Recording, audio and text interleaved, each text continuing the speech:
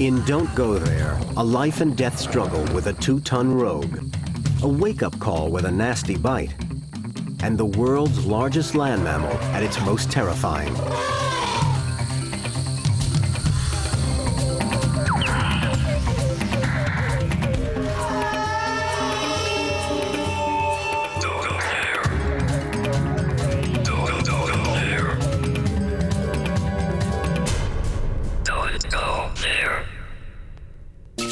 Africa, over 10 million square miles of wild country, vast dry deserts, soaring mountains, swathes of jungle and awesome savannas, all teeming with wildlife, where people and animals live side by side in the daily struggle for survival.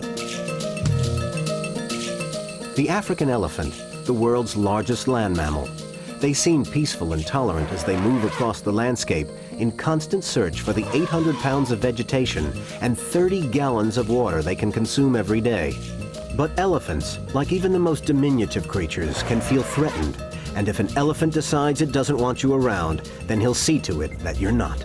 All those little things, it's just ignorance. People just don't really respect the animal they're seeing. And it's those kind of interactions that cause the animals to become aggressive.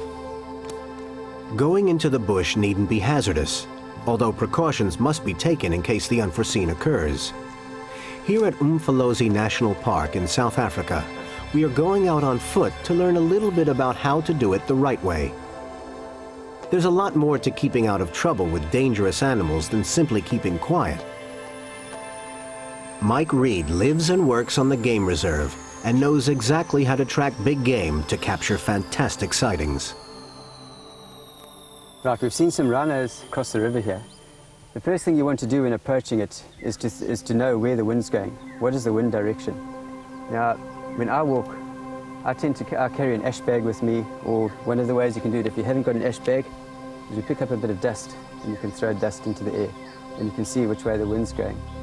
The other thing to be aware of is escape routes. If that rhino suddenly decides to run at us, where are we going to go? And we need to know that in advance before we actually get close to it.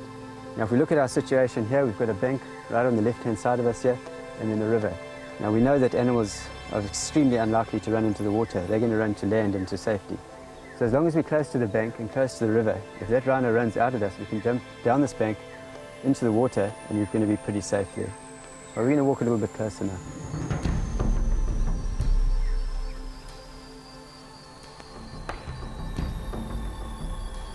Now, I can see from here, just with the naked eye, that rhino's ears are already starting to move, so it's picked up some kind of a sound. If they're moving around and trying to pick up sounds, then we're still fairly safe. If they lock onto us and are very tense, and it might still be browsing or doing other things, but the ears are locked onto us, it means it has picked up a sound that it's not comfortable with.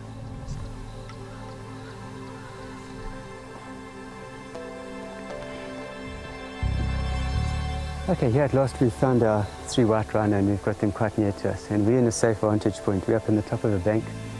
So for the rhino from the bottom there, they're going to have to come up here to get at us. If they come up here, we can go straight down the bank here and we're going to be pretty safe. There's a mother and calf. It's a young calf. They could be about 6-8 months old, maybe a little bit older than that. And as soon as you're dealing with a mother and calf, you've got that maternal instinct which is fiercely protective. So we want to make sure we don't antagonize that mother and calf. But here's a classic situation where we're in a safe position and we can enjoy those animals. Ready? Okay, what's happened here? We can see this white rhino over here now. You can see the ears are very tense. They're locked into place. They're locked onto us now, and you can see the way he's bouncing around now and running, looking very uncomfortable. What's happened here is he's most likely picked up our scent, partly with me talking and partly with a swirling of the breeze, taking our scent down onto the rhino, and he's got a fright, and now he's become very aware. And there we saw a classic example of how quickly things can change around from being completely safe to where that rhino is now very tense and nervous.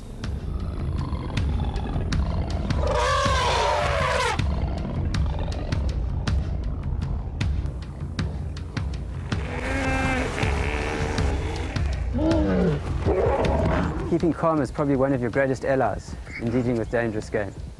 Things can easily go wrong if you panic and start not thinking anymore.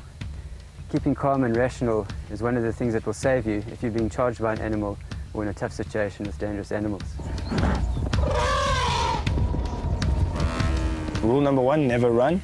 And rule number 2, don't turn your back on it. You must keep facing it and assessing what it's going to do next. And you do retreat, you do walk backwards, but you don't turn your back. You just slowly pace backwards. Most animals, in fact all of them, if they're going to attack you, they're attacking you because they're feeling threatened by you. So they're not there to try and hurt you, they're not there to try and maliciously go out to attack you. Because of that, they're going to do maximum damage in the shortest possible time, and then they're going to try and get away from there. That's a basic rule with animals attacking you.